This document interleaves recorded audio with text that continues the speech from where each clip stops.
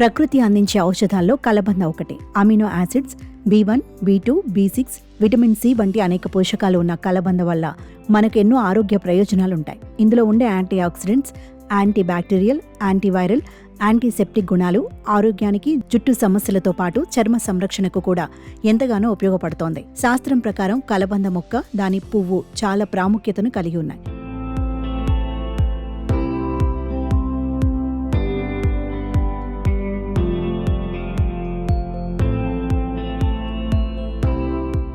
కలబంద పూలు పూస్తే అవి అదృష్టానికి సంకేతంగా చెబుతారు. కలబంద పువ్వులు అనుకూలమైన వాతావరణ పరిస్థితులలో మాత్రమే పూస్తాయి.